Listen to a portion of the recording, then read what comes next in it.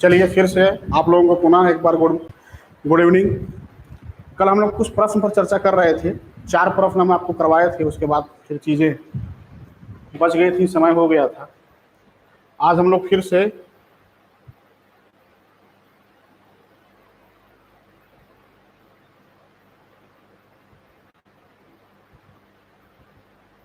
ये कौन सा वही वाला पीडीएफ है कल जो लगा था?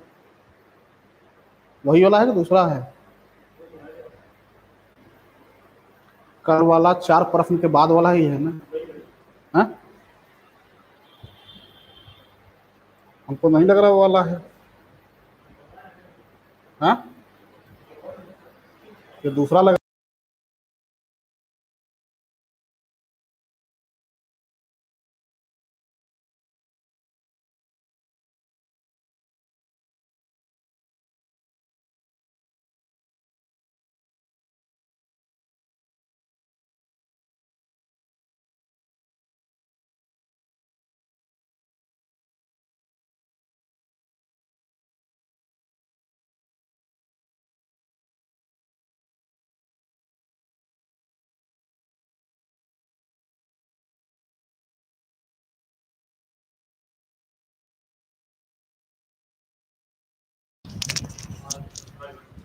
हाँ,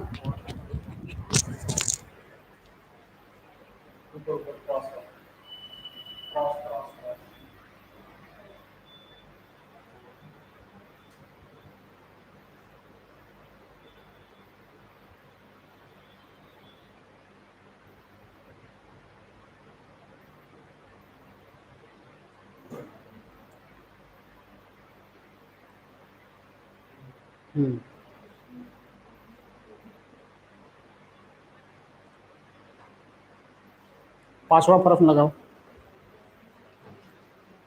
2 बीत गया, 5वां। ठीक,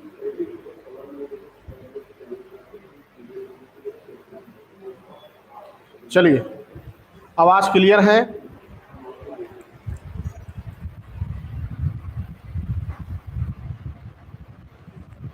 सामने आपको एक प्रश्न दिखाई दे रहा होगा आपकी स्क्रीन पर।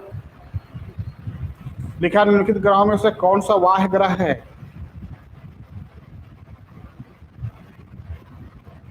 ठीक है, आपको बताना है। राज बाबू मिश्रा ए लिख रहे हैं, बाकी सभी लोग सी लिख रहे हैं। करिश्मा चौधरी जी डी लिख रहे हैं, बाकी सभी लोग सी। देखिए सी जो लोग लिखे हैं उनका उत्तर सही है। बोर्ड देखिएगा। वाह्य ग्रह का मतलब हुआ ग्रहों को जो आप दूरी क्रम के अनुसार जब व्यवस्थित करते हैं तो 2 प्रकार के श्रेणियां बनती हैं। एक इस पर लिखने वाला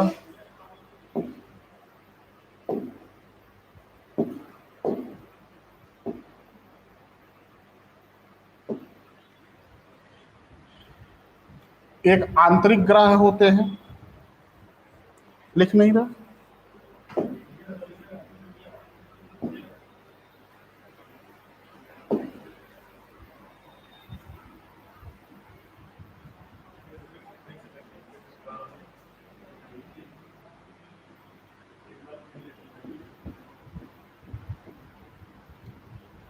एक आंतरिक ग्रह होते हैं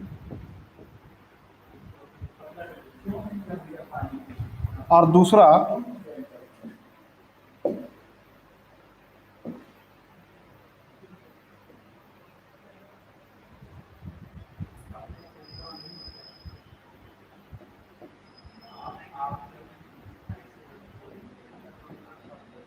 वाह्य ग्रह होते हैं।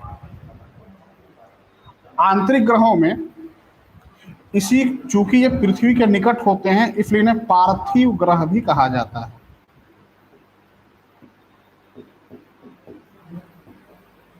और ये बाहर होते हैं इसलिए इन्हें बृहस्पति ग्रह भी कहा जाता है।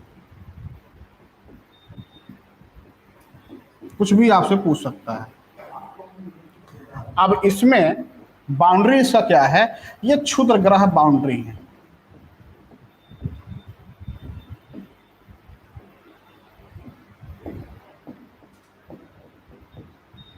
क्षुद्र ग्रहों के इस साइड के ग्रह आंतरिक ग्रह, या इन्हीं को निकट का ग्रह भी कहा जाता है, और इनको दूर का ग्रह भी कहा जाता है। ठीक है, अब क्षुद्र ग्रह के पहले आपका बु, सु, प्री, मम, और इसके बाद शनि, बुध, करीबन 4 हैं, शनि, यूरेनस, नेपच्यून, प्लूटो। ठीक है, तो अब इसमें देखिएगा कि बुध, शुक्र, पृथ्वी, मंगल ये सभी आंतरिक ग्रह हैं, और उसके बाद बृहस्पति, शनि, यहाँ बृहस्पति आ जाएगा, Brihaspati, Shani, Uranus, Neptune, Pluto ये सभी बाह्य ग्रह हैं। ठीक है, तो इसमें अब पूछ रहा है तो बुध, शुक्र, पृथ्वी आंतरिक हो जाएगा, मंगल, शुक्र आंतरिक हो जाएंगे। पूछ रहा है कौन सा बाह्य ग्रह है, तो बच रहा है यूरेनस, ये क्या हो जाएगा, बाह्य ग्रह हो जाएगा। तो क्षुद्र ग्रह बाउंड्री होते हैं, इसको ध्यान रखिएगा। तो क्षुद्र ग्रहों के पहले के जो ग्रह होंगे वे आंतरिक ग्रह कहे जाएंगे, पार्थिव ग्रह कहे जाएंगे। उसके बाद के जो ग्रह होंगे उन्हें बाह्य ग्रह कहेंगे, बृहस्पतीय ग्रह कहेंगे, या दूर का ग्रह कहा जाता है। ठीक है, चलिए नेक्स्ट प्रश्न पर हम लोग विचार करते हैं।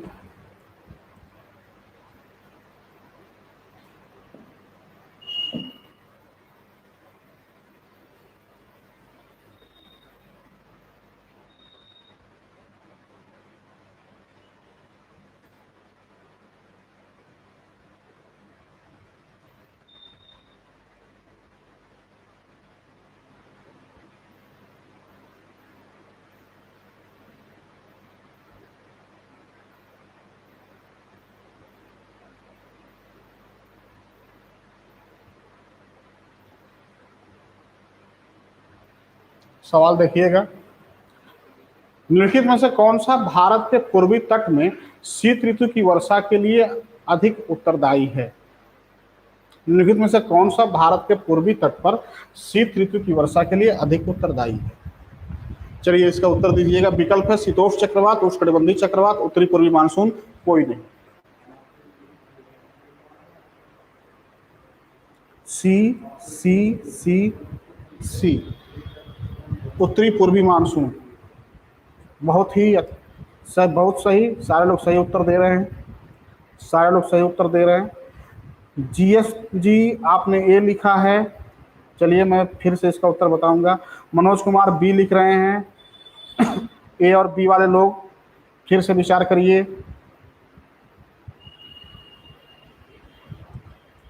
अंशिका वर्मा सी हैं, अच्छी बात है। अनुराग पाठक सी हैं। गौतम राजभर कहाँ कहाँ चले जाते हैं? अभी जो हो रहा है उसको तो करिए, प्लेटों के बारे में बताएं, प्लेट जब पढ़ाएंगे तो बताएंगे, अभी प्रश्न करिए जो है। ठीक है, सी। ठीक है, बोर्ड देखिएगा। निम्नलिखित में से कौन सा भारत के पूर्वी तट में शीत ऋतु की वर्षा के लिए अधिक उत्तरदायी है? इसमें भारत में देखिए वर्षा का जो वितरण है वह 2 प्रकार से होता है। एक आप कहते हैं मानसूनी वर्षा,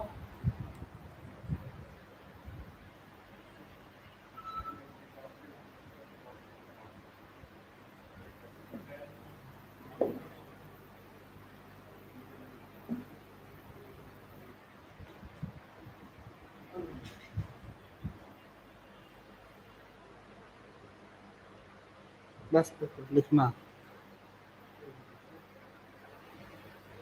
हम जगह बना रहे थे लिखने के लिए। ठीक है, इतना ठीक है। एक होता है मानसूनी वर्षा,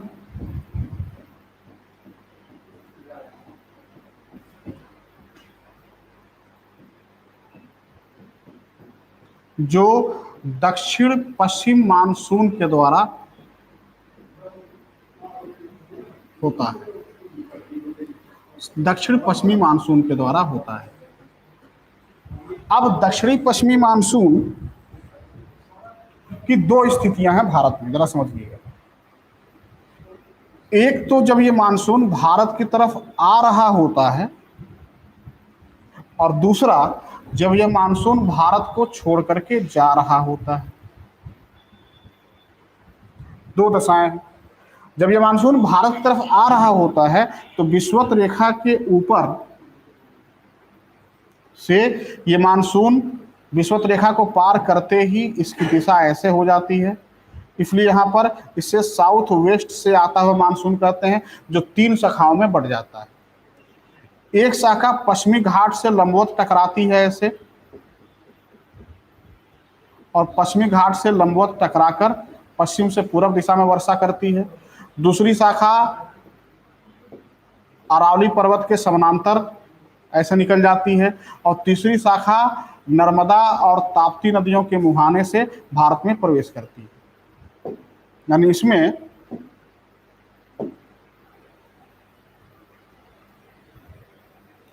ये पहली शाखा हो गई, ये दूसरी शाखा हो गई, ये तीसरी शाखा हो गई। पहली शाखा पश्चिमी घाट से टकराकर ऐसे वर्षा करती है, दूसरी शाखा नर्मदा और ताप्ती नदियों के मुहाने से प्रवेश करती है, और तीसरी शाखा अरावली पर्वत के समानांतर बिना टकराए भारत में बिना वर्षा करते हुए आगे बढ़ जाती है। ये तो दक्षिणी पश्चिमी मानसून की अरब सागर की शाखा से होने वाली वर्षा है। जब यही बंगाल की खाड़ी की शाखा से यह मानसून आगे बढ़ता है, तो बंगाल की खाड़ी की शाखा से आगे जाने वाला यह मानसून 2 भागों में बढ़ जाता है। एक उड़ीसा में महानदी के मुहाने से अंदर प्रवेश करके पूरब से पश्चिम दिशा में वर्षा करता है, और फिर दूसरी शाखा इसकी भारत में हिमालय पर्वत के पद से टकराकर पूर्वोत्तर भारत में जाइए, असम, नागालैंड, मणिपुर, त्रिपुरा के पास हिमालय पर्वत के पद से टकरा करके ये वर्षा करते हुए पूरब से पश्चिम दिशा में आगे बढ़ती है, और इस तरह से पूरे भारत में मानसून की वर्षा होती है। सवाल में पूछ रहा है कि शीत ऋतु की वर्षा, इसी को लौटता हुआ मानसून कहते हैं। जब शीत ऋतु में क्या होता है कि जब भारत में विषुवत रेखा के नीचे शीत ऋतु में यहाँ पर टेम्परेचर लो टेम्परेचर होगा, लो टेम्परेचर की वजह से यहाँ पर हाई प्रेशर का विकास हो जाएगा, और सौर किरण का दक्षिणायन हो चुका है। यानी दिसंबर के समय में, नवंबर दिसंबर के समय में जब सौर किरण का दक्षिणायन हो चुका है तो सूर्य की किरणें मकर रेखा पर सीधे चमकती हैं। अब सूरज यहाँ आ चुका है, तो यहाँ पर लो टेम्परेचर की वजह से हाई प्रेशर, पूरा का पूरा भारत सर्दी की चपेट में होता है, और नीचे विषुवत रेखा के नीचे दक्षिणी गोलार्ध में हाई टेम्परेचर की वजह से यहाँ पर लो प्रेशर का विकास हो जाता है। अब जो मानसून की हवाएं हैं वह हाई प्रेशर से लो प्रेशर की तरफ लौटने लगती हैं, और इस तरीके से ये मानसून की हवाएं भारत को छोड़ करके जाने लगती हैं। और यही भारत को छोड़ करके जाने वाली हवाएं लौटते समय भारत के कोरोमंडल तट पर ये जो भाग है यहाँ टकराकर शीत ऋतु में वर्षा करती है। तमिलनाडु का जो तट है, जो कोरोमंडल तट है, यहाँ पर टकरा करके वर्षा करती है। चूंकि इनकी दिशा नॉर्थ ईस्ट से आते हुए होती है, इसलिए इन्हें उत्तरी पूर्वी मानसून पवन कहते हैं। इसीलिए इन पवनों को नॉर्थ ईस्ट, यानी भारत में शीत ऋतु में जो वर्षा होती है, जो कोरोमंडल तट पर वर्षा होती है, इस वर्षा को उत्तरी पूर्वी मानसून के द्वारा होने वाला वर्षा भी कहते हैं। इसी को लौटते हुए मानसून, रिट्रीटिंग मानसून से होने वाली वर्षा भी कहते हैं। इसी को शीत ऋतु में होने वाली वर्षा भी कहते हैं। भारत में शीत ऋतु में एक और वर्षा होती है,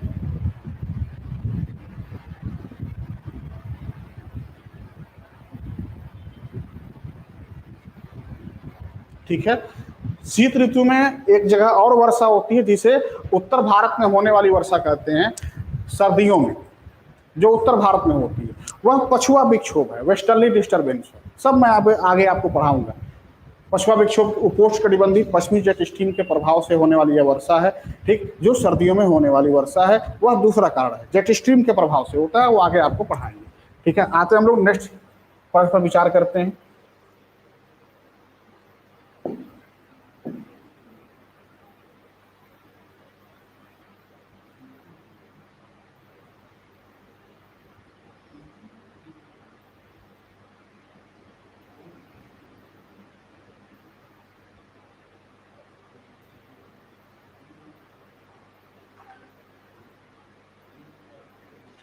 सवाल है कि महासागरों और सागरों में पाई जाने वाली औसत लवणता कितनी होती है।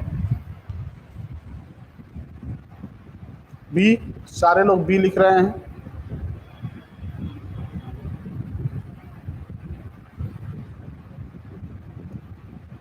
राजेंद्र अग्रहरी ए लिख रहे हैं, 35 35 ठीक है,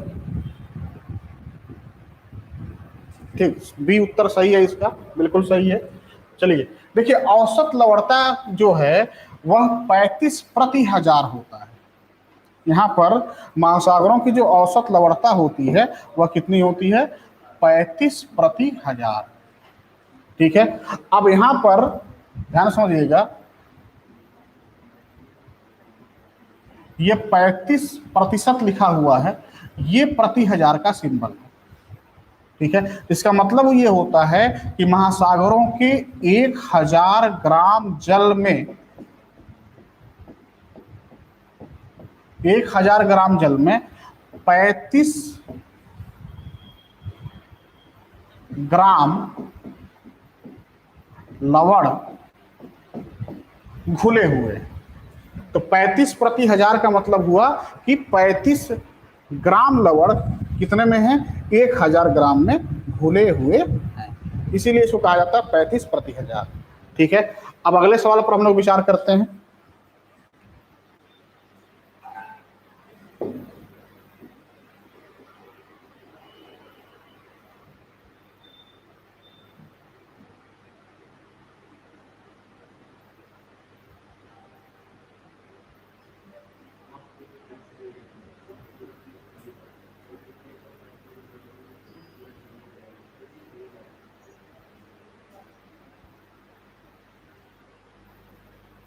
अनकुंडे पुस्तक द्वारा लिखी गई है।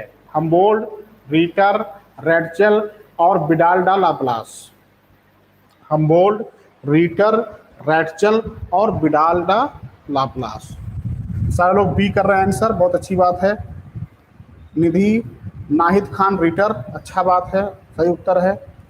रंजना अग्रहरी रीटर, बी बी बी बी, बहुत ही अच्छी बात है, बहुत ही अच्छी बात है। चलिए बोर्ड पर आइए। ठीक है, आगे जब हम आपको भौगोलिक विचारधारा पढ़ाएंगे तो आपको बताएंगे कि हम्बोल्ड और रीटर दोनों ही बहुत ही बेहतर विचारक माने जाते हैं, जर्मन भूगोलवेत्ता थे। ठीक है, हम्बोल्ड और रीटर ने प्रादेशिक अध्ययन को समझाने के लिए अपनी पुस्तक अंडकुंडे की रचना की थी।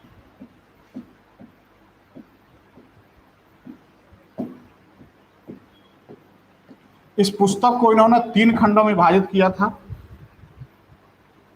यूरोप का वर्णन था, अफ्रीका का वर्णन था और एशिया महाद्वीप का वर्णन था। जिसमें इन्होंने यूरोप का वर्णन कर लिया था, यूरोप का वर्णन कर दिया था, लेकिन अफ्रीका और एशिया महाद्वीप का वर्णन इन्होंने विशद रूप से नहीं कर पाए थे, उसके पहले इनकी मृत्यु हो गई थी। इसी वजह से अंडकुंडे लगभग 17 पुस्तकों का 17 खंडों में विभाजित एक पुस्तक है। ठीक है, और इसी से मिलता जुलता हुआ एक शब्द है जो आपको याद रखना चाहिए, लांडेर कुंडे।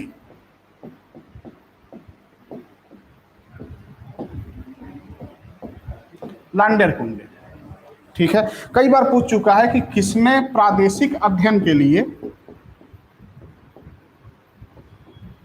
किसने प्रादेशिक अध्ययन के लिए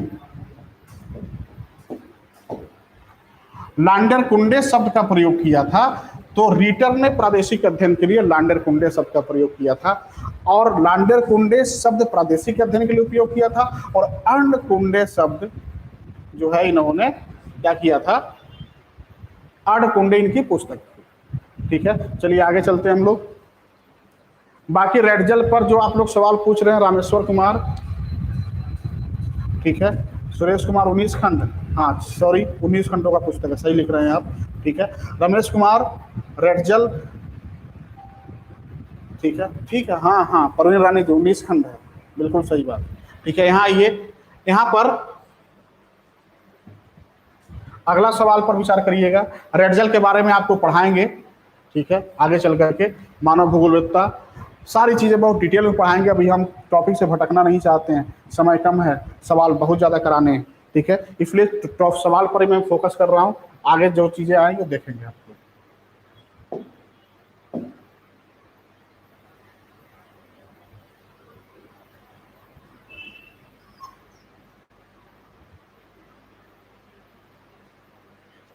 अगला सवाल है, ऊर्ध्वाधर संधियों में घुसने वाला और ठोस हो जाने वाला मैग्मा कहलाता है।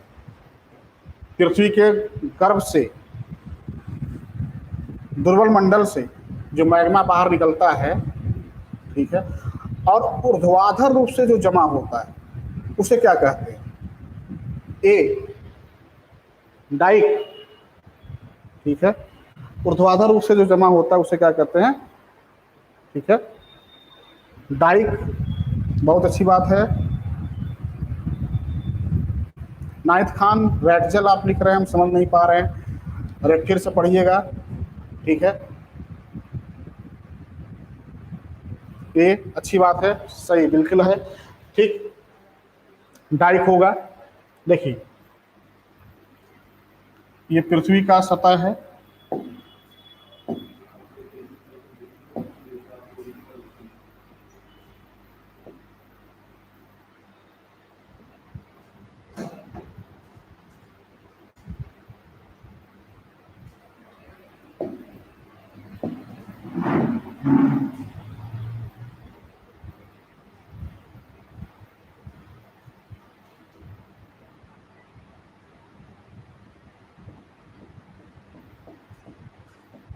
ये मैग्मा है,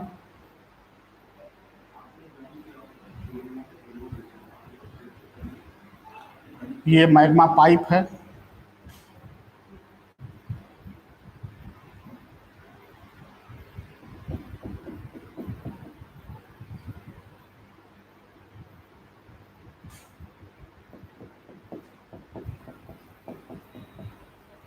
और यह भी पाइप है।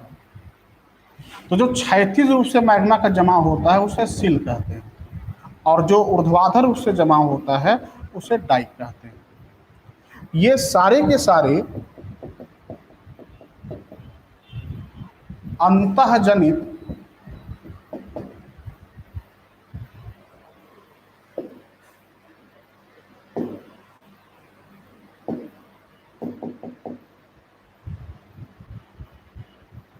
ये सारे के सारे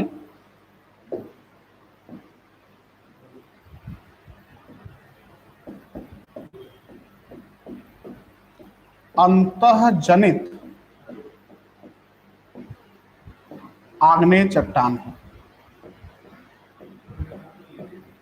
जो मध्यम पाइप में जमा होते हैं। ठीक है, तो आग्नेय चट्टान का जो डिवीजन है उसे आप क्या लिखते हैं? वाह्य जनित आग्नेय चट्टान है, विस्फोटक उद्गार से निर्मित, और दूसरा अंतर्जनित आग्नेय चट्टान। यानी अब अंतर्जनित आग्नेय चट्टान को दो भागों में विभाजित करते हैं, पताली आग्नेय चट्टान और मध्यवर्ती आग्नेय चट्टान। तो यह पताली आग्नेय चट्टान नहीं है, पताली आग्नेय चट्टान तो ये हो जाता है, ठीक है, जिसे आप बैथोलिथ कहते हैं। अगर ये मैग्मा यहीं पर ठंडा हो गया, ये क्या कहा जाएगा? बैथोलिथ कहा जाएगा। ठीक है, तो और अगर रास्ते में ठंडा होता है तो सिल डाइक के शक्ल में होगा। सिल सतह से क्षैतिज होता है और डाइक सतह का क्या हो जाता है? ऊर्ध्वाधर हो जाता है। ठीक है, सबको समझ में आ गया होगा? ठीक,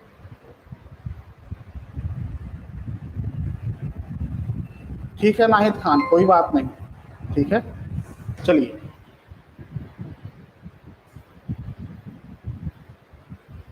ठीक है, बोर्ड देखिए, अगले सवाल पर आते हैं।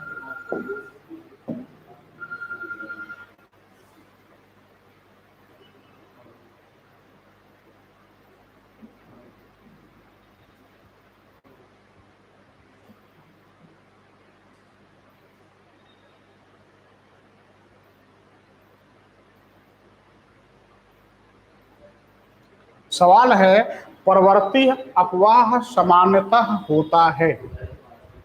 परवर्ती अपवाह सामान्यतः होता है।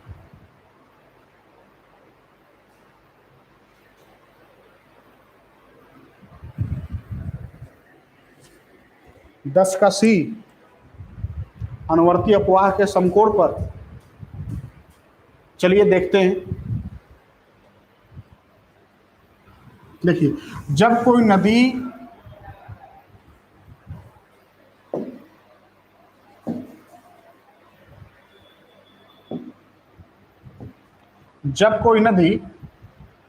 अपने ढाल का अनुसरण करते हुए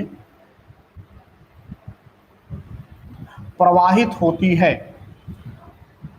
और वह उस क्षेत्र की सबसे बड़ी नदी होती है, उसे अनुवर्ती सरिता या प्रधान अनुवर्ती कहते हैं।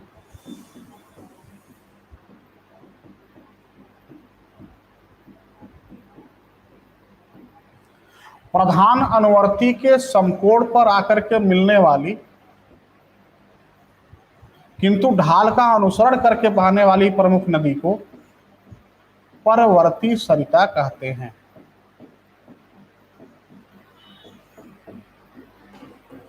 ठीक है, आपसे पूछा जा रहा है और परवर्ती सरिता के पार्श्व ढाल पर मिलने वाली किंतु प्रधान अनुवर्ती के विपरीत दिशा में आकर के मिलने वाली नदी को प्रति अनुवर्ती कहते हैं।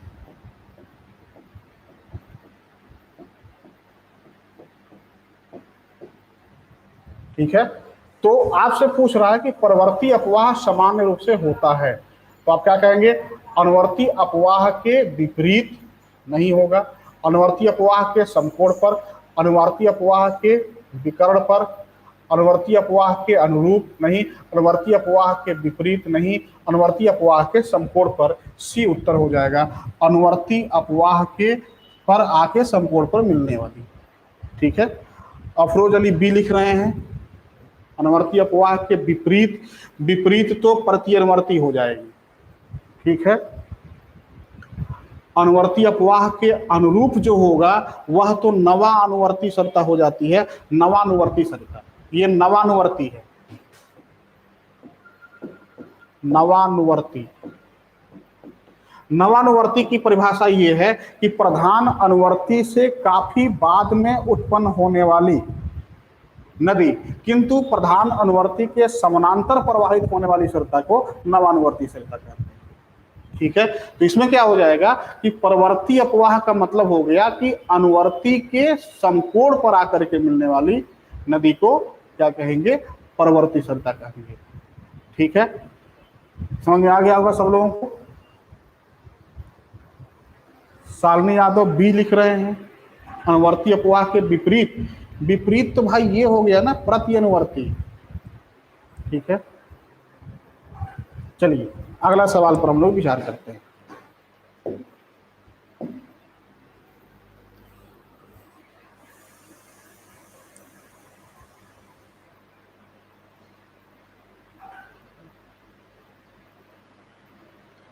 निम्नलिखित में से अंतः हिमनद कालों को कालानुक्रम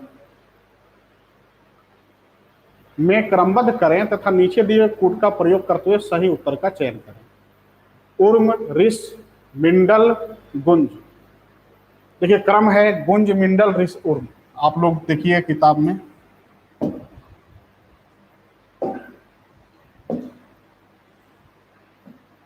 सबसे पहले जो हिमयुग आता है वो गुंज है,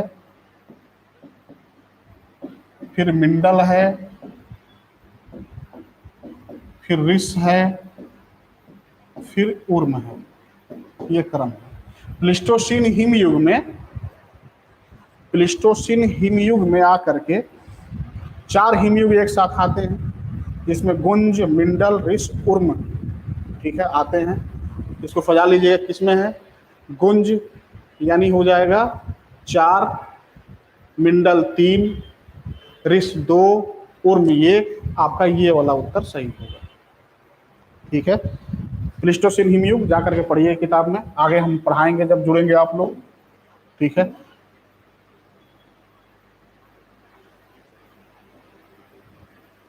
सूची 1 और सूची 2 को सुमेलित कर दें और दिए गए कोटों का उपयोग करके सही उत्तर सुने।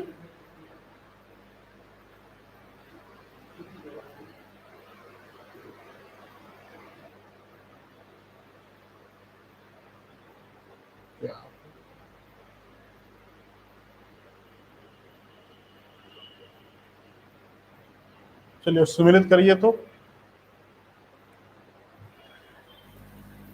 पेलेनिटी सीमल सिद्धांत, तापीय संकुचन सिद्धांत, भूद्रोणीय उत्पत्ति का सिद्धांत, महाद्वीपीय विसर्पण का सिद्धांत।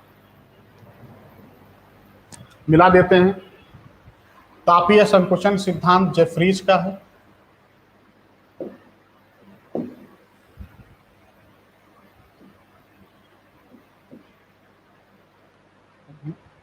भूसन्नति सिद्धांत आपका कोबर का है। चैम्बरलिन का प्लैनेटिसिमल का मतलब ग्रहाणु संकल्पना है ये। और महाद्वीपीय विसर्पण सिद्धांत डेली का महाद्वीपीय विसर्पण सिद्धांत है। अब मिलाइए इसमें, ए का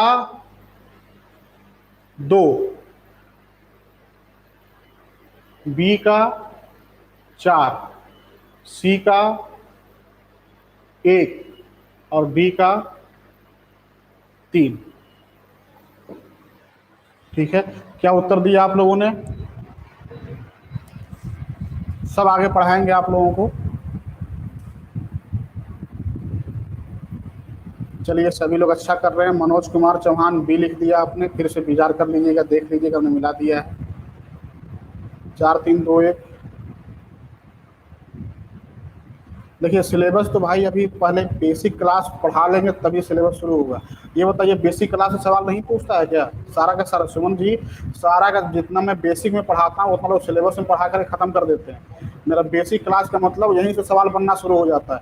आज हमने आपको जो पढ़ाया है एल्बिडो, ठीक है, इसमें सवाल जम के पूछा जाता है। ठीक है, चलिए आगे।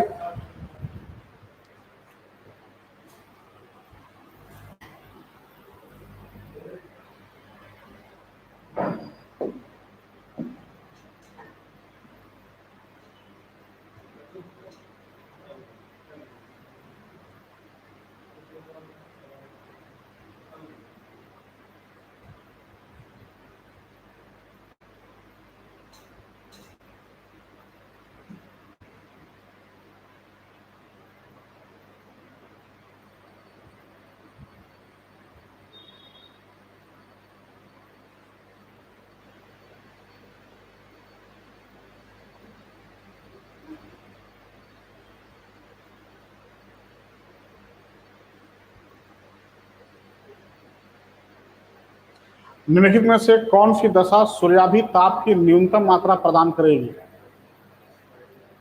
सूर्य का क्षितिज के समीप होना, पृथ्वी सूर्य की अपनी कक्षा में समीपतम बिंदु पर हो, पृथ्वी सूर्य की अपनी कक्षा में समीपतम बिंदु पर हो, दिन की लंबाई अधिकतम है, रात की लंबाई अपने न्यूनतम स्तर पर है। विचार करिए।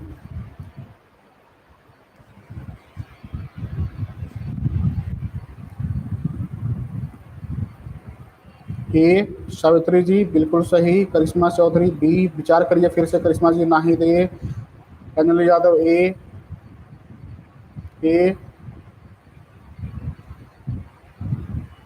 नजर आलम धन्यवाद भाई आपको। सारे लोग ए लिख रहे हैं। प्रवीण द्विवेदी सी लिख रहे हैं। ए सी। प्रवीण जी विचार करिए फिर से अपने उत्तर पर। मुरली वर्मा ए। सब लोग ये लिख रहे हैं, बहुत अच्छी बात है। देखिए, क्षितिज का मतलब होता है कि जब सूरज की स्थिति पृथ्वी के उत्तरी और दक्षिणी गोलार्ध पर हो, तो सीधा सा कंसेप्ट है भाई, जब सूरज पृथ्वी के उत्तरी और दक्षिणी गोलार्ध के नजदीक होगा तभी तो सूर्य की किरणें सर्वाधिक तिरछी हो जाएंगी, और जब सूर्य की किरणें तिरछी होंगी तो सूर्य तक की प्राप्ति क्या हो जाएगी? कम होगी। इसलिए उत्तर आपका ए जाएगा। इन सब सवालों में दम नहीं है, था हमने रख लिया एक तो, हम कहे कि नीचे 2 कथन दिए गए हैं, एक को अभिकथन ए और दूसरे को आर कहा गया है कारण। नीचे दिए गए संकेतों से अपने उत्तर का चयन कीजिए।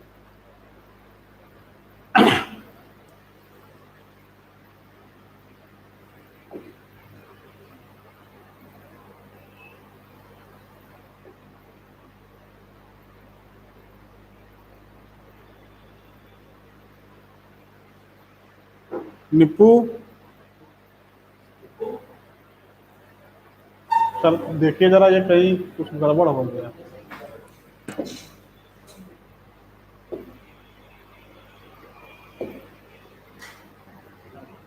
कहाँ गया?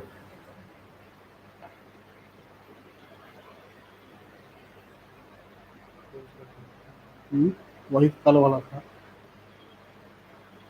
13वां प्रश्न था।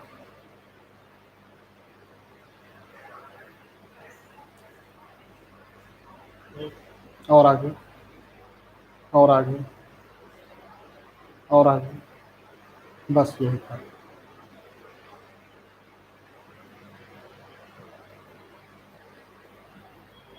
चलिए विचार करिए आप लोग इस पर।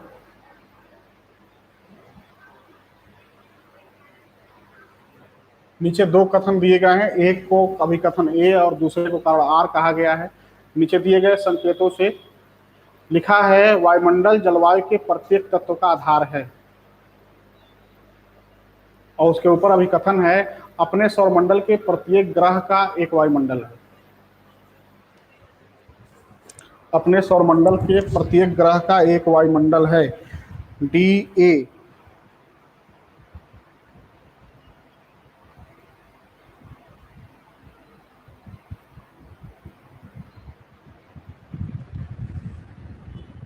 D D D answer A.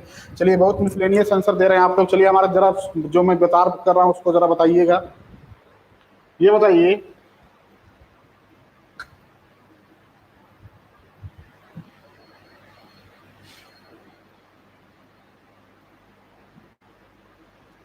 अपने सौरमंडल के प्रत्येक ग्रह का एक वायुमंडल है, तो हमारे सौरमंडल के प्रत्येक ग्रह का एक वायुमंडल है, बिल्कुल है। जितने भी ग्रह हैं उनके उनके चारों तरफ कोई ना कोई गैसीय आवरण जरूर है। तो गैसीय आवरण अगर है वहां पर, ठीक, चाहे मेथेन हो चाहे कोई भी गैस हो, तो एक वायुमंडल है। अब कोई जरूरी नहीं है कि वह पृथ्वी के समान का वायुमंडल। पृथ्वी का वायुमंडल और ग्रहों के वायुमंडल में अंतर है, ठीक है। पृथ्वी के समान का वायुमंडल अलग है, और ग्रहों का अपना वायुमंडल अलग प्रकार का है। तो कथन जो ये कह रहा है कि वायुमंडल जो है सारे ग्रहों के पास है, वो सही है। दूसरा ये है कि वायुमंडल जलवायु के प्रत्येक तत्वों का आधार है, ये भी सही है, क्योंकि अगर वायुमंडल नहीं होता तो जलवायु घटनाएं नहीं पाई जाती। वायुमंडल है मतलब सारी की सारी गैसें हैं, ठीक है, और उन गैसों की वजह से क्या हो जाता है, जलवायु घटनाएं पाई जाती हैं, जो क्षोभमंडल में होता है, ठीक है। तो कथन ए और कारण आर दोनों सही है, लेकिन कारण आर जो है कथन ए की व्याख्या नहीं कर रहा है, इसलिए उत्तर जो होगा बी होगा। उत्तर क्या होगा, बी। उत्तर क्या होगा, बी। अब व्याख्या क्यों नहीं कर रहा है? व्याख्या इसलिए नहीं कर रहा है कि व्याख्या तब करता है ना कि ये कहा जाता है कि वायुमंडल यानी सौर मंडल का जो ग्रहों का जो वायुमंडल है वह पृथ्वी के वायुमंडल के समान है, और पृथ्वी के वायुमंडल में जिस तरीके से मौसमी घटनाएं होती हैं वही घटनाएं ग्रहों के वायुमंडल में पाई जाती है, तो व्याख्या कर देता है। लेकिन पृथ्वी के वायुमंडल तो जलवायु का जो कंसेप्ट है वह केवल पृथ्वी के यानी पृथ्वी ग्रह के ऊपर लागू होता है, और ग्रहों के ऊपर लागू नहीं होता है। इसी वजह से ये व्याख्या नहीं कर रहा, ठीक है। अगले प्रश्न पर हम लोग विचार करते हैं।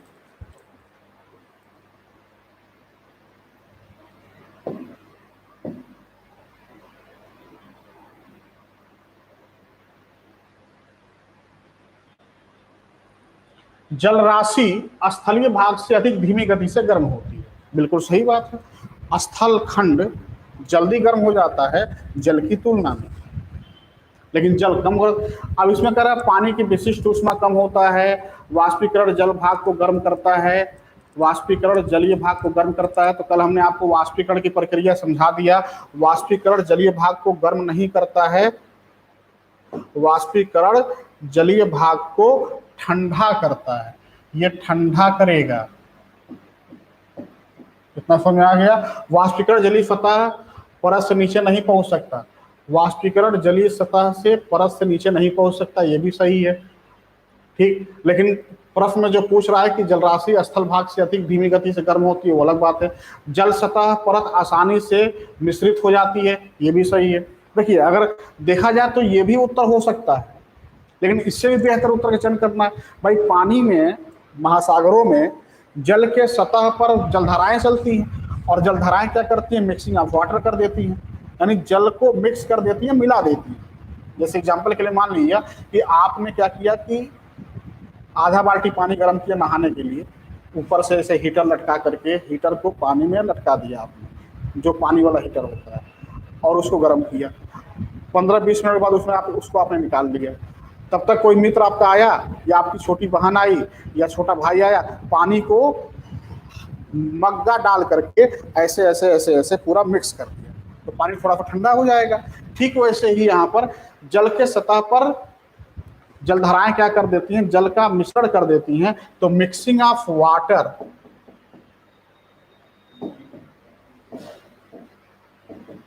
मिक्सिंग ऑफ वाटर भी जल के तापमान को कम कर देता है। लेकिन इससे बेहतर उत्तर आपको खोजना है। पानी की विशिष्ट ऊष्मा कम होती है, ठीक है। वाष्पीकरण जलीय भाग को गर्म करता है, ठीक है, और जलीय सतह परत से नीचे नहीं पहुंच पाता। यही है, ये जो विकल्प है ये गलत हो गया है। ये विकिरण है, ये विकिरण है, यानी सूरज से आने वाली किरण। विकिरण जल सतह परत से नीचे नहीं पहुंच सकता है, बिल्कुल यही सही उत्तर होगा। यानी विकिरण जो सूर्य से आने वाली ऊर्जा है वह 100 फैदम की गहराई तक ही पृथ्वी के सतह में 100 फैदम की गहराई तक ही जलीय भाग में प्रवेश कर पाती है, उसके नीचे नहीं जा पाती। ऐसे में जो उत्तर होगा वह सी होगा, ठीक है, यही सबसे बेहतर उत्तर होगा।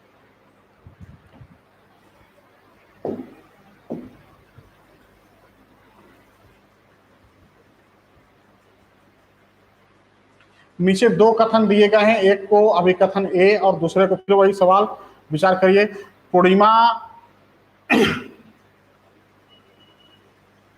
पूर्णिमा और अमावस्या को सूर्य तथा चंद्रमा सदैव पृथ्वी के समकोण पर होते हैं।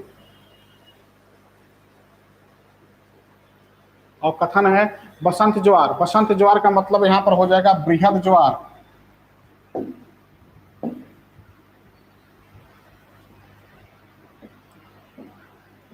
बृहद ज्वार पूर्णिमा और अमावस्या को उत्पन्न होते हैं, ये तो बिल्कुल सही है। बृहद ज्वार पूर्णिमा और अमावस्या को उत्पन्न होते हैं, ये बिल्कुल सही है। लेकिन कह रहा है आर में कारण देखिएगा, पूर्णिमा और अमावस्या को सूर्य चंद्रमा सदैव पृथ्वी के समकोण पर होते हैं, ये गलत हो जाएगा, ठीक है। लंबवत नहीं होंगे बल्कि एक सीधी रेखा में होते हैं, जिसे सिजगी की अवस्था कहा जाता है। आगे से मैं आपको पढ़ाऊंगा।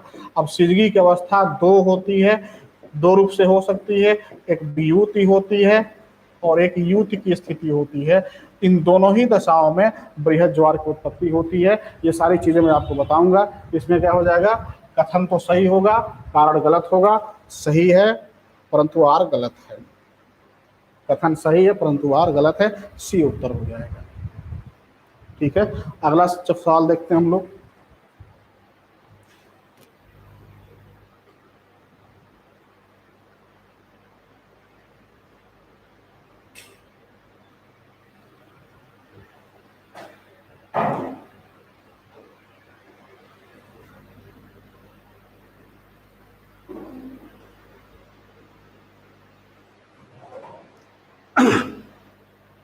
नीचे दो कथन दिए गए हैं, एक कथन देखिए, फिर वही कथन कारण है। अभिकथन, क्षेत्रों के अभिज्ञान के लिए अनिवार्य है कि उनकी समानताओं और स्थानीय विभिन्नताओं के अध्ययन। क्षेत्रों के अभिज्ञान के लिए अनिवार्य है, क्षेत्र को समझिएगा। यहाँ पर बहुत ही बढ़िया प्रश्न है ये प्रादेशिक अध्ययन कह रहा है। प्रादेशिक अध्ययन या प्रदेश का अध्ययन। तो प्रदेश के अध्ययन के लिए जरूरी है कि उनकी समानताओं और स्थानिक विभिन्नताओं, यानी समानताओं पर विचार करना है और विभिन्नताओं का भी अध्ययन किया जाए। बिल्कुल पहले क्लास को याद करिए, मेरा जिस दिन लेक्चर था भूगोल का, जिस दिन मैं सिलेबस चर्चा कर रहा था, पहला लेक्चर मेरा, अगर आप लोग नहीं सुने होंगे तो उसको जाके सुनिएगा पूरा। आज फिर से सारे लोग देखिएगा। और वह लेक्चर मेरे चैनल पीआरजी पर भी आपको मिल जाएगा, हमने पहले दिन ही बताया था, और पार्थ एजुकेशन पर भी मिल जाएगा, ठीक है। उसमें जाके सुनिएगा। हमने आपसे कहा था कि प्रादेशिक अध्ययन के लिए जरूरी क्या है कि प्रदेशों की विभिन्नताओं का अध्ययन किया जाए। फिर हमने कहा था कि प्रादेशिक अध्ययन के लिए ये जरूरी है कि किसी भी प्रदेश की अपनी एक विभिन्नता होती है और किसी भी प्रदेश की अपनी एक समानता होती है। ठीक, तो जब हम समानता का अध्ययन करते हैं तो विभिन्नताओं का अध्ययन नहीं करते, विभिन्नताओं का अध्ययन करते हैं तो समानता का अध्ययन नहीं करते। तो क्लियर क्या हुआ, मतलब मैंने क्या कहा था, आप लोग नहीं जानते हैं, मैं आपको बता दूं, मेरे बारे में कहा जाता है कि मेरे मुंह से जो भी चीज निकलता है क्लास के दौरान 2 घंटे में, वो सब अपने अपने में एक प्रश्न होता है। इसको एकदम गांठ बांध लीजिएगा, यहाँ से निकला नहीं तो प्रश्न बनेगा, कहीं ना कहीं वो आएगा ही आएगा। वो अलग बात है कि आप एग्जाम दे रहा हो तो 1 साल बाद आए, 2 साल बाद आए, 3 साल मिलेगा तो जरूर, ये कोई तय, मतलब ये 100% तय है।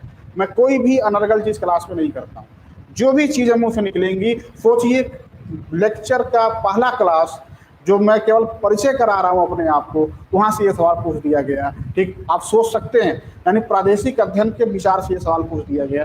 ठीक है, अब यहाँ पर क्या है कि समानताओं और विभिन्नताओं का अध्ययन किया गया।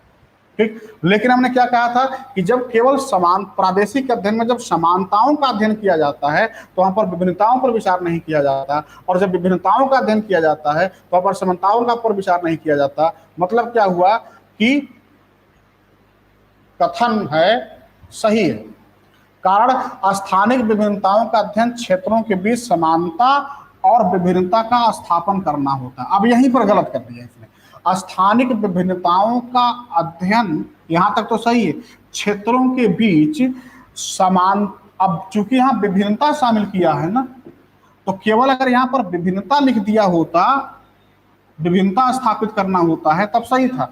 इसने दोनों को शामिल कर लिया, यानी स्थानिक विभिन्नताओं के अध्ययन में समानता को भी शामिल कर लिया गया। यहीं पर यह गलत हो जाता है, समानता नहीं होगा तो क्या हो जाएगा,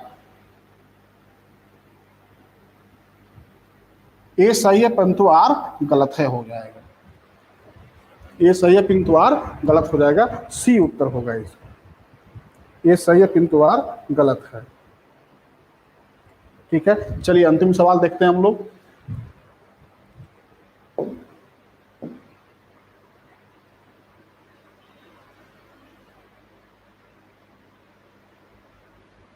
फिर कथन कारण है,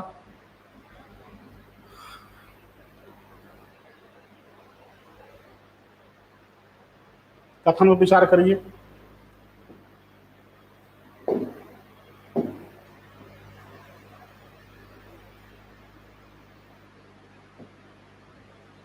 विश्व की जनसंख्या का वितरण अत्यधिक असमान है, सही है।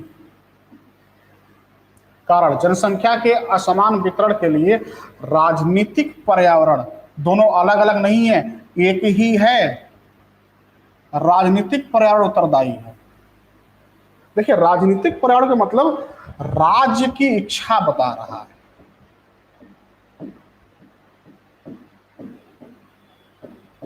तो राज्य की इच्छा से जनसंख्या का वितरण प्रभावित होता है, इसमें कोई शक नहीं है। लेकिन विश्व के सारे जनसंख्या, विश्व में हर जगह जनसंख्या के वितरण को राज्य की इच्छा प्रभावित कर रही है, ये समझ नहीं आता। चलिए मान लेते हैं जब कोई गवर्नमेंट है, वीजा नियम सख्त कर दिया, माइग्रेशन रुक जाएगा, प्रवासन हो जा, ठीक है, किसी भी देश ने क्या कर दिया कि अपने यहाँ के नागरिकों को अपने यहाँ से भगाना शुरू कर दिया, या जो नागरिक बाहर चले गए उनको अपने यहाँ पुनः लेने को मना कर दिया। या जर्मनी सरकार ने, आपको याद होगा कि यहूदियों को बहुत ज़्यादा बाहर भगा दिया था, फिर उनको दोबारा लेने से इनकार कर दिया था। तो इस तरह की चीज़ें, राजनीतिक इच्छा शक्ति से जनसंख्या का वितरण प्रभावित होता है, लेकिन हर जगह जनसंख्या का वितरण राजनीतिक इच्छा शक्ति से प्रभावित हो, ये सही नहीं है। मौसमी और जलवायु कारण भी हैं जो जनसंख्या के वितरण को प्रभावित करते हैं। इसलिए ये जो सवाल है इसमें भी ए सही होगा किंतु आर क्या हो जाएगा, गलत हो जाएगा। ठीक है, ठीक, हमारे ख्याल से इतना ही सवाल रहा होगा। देख लेते हैं और सवाल तो नहीं है।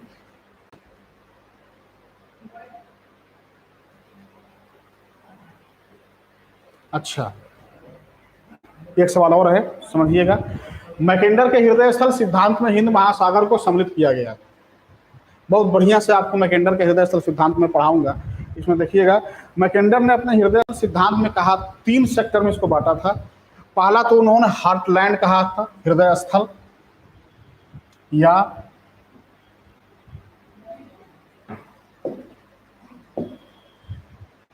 नंबर 1 था हृदय, हार्टलैंड,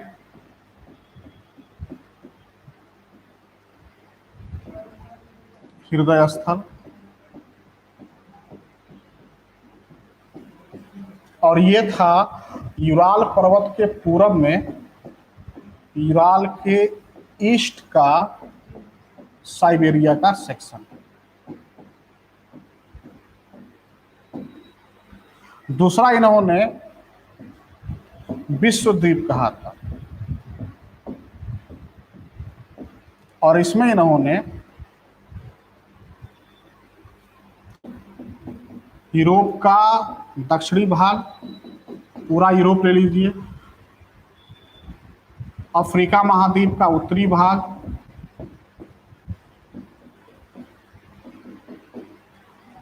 ठीक है, और साइबेरिया वाले सेक्शन को शामिल किया था, साइबेरिया का वेस्ट भाग,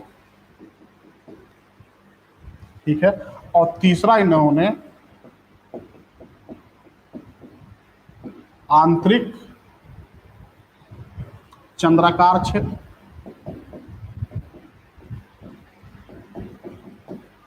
और चौथा बाह्य चंद्राकार क्षेत्र।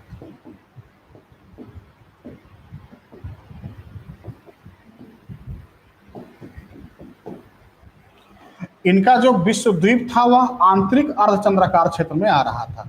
अर्धचंद्राकार है दोनों, अर्धचंद्राकार। तो इनका जो विश्व द्वीप था यानी यूरोप, अफ्रीका और साइबेरिया वाला सेक्शन, ये आंतरिक अर्धचंद्राकार में थे। और बाह्य अर्धचंद्राकार क्षेत्र में north America, south America, Asia, Hind महासागर का सेक्शन, चाइना, जापान, ये सारा चीजें इन्होंने शामिल किया था। इसलिए इसमें क्या हो जाएगा, हिंद महासागर बाहरी परत में शामिल हो जाएगा, यानी बाह्य अर्धचंद्राकार क्षेत्र में शामिल होगा। ठीक, देखते हैं और कोई सवाल हो।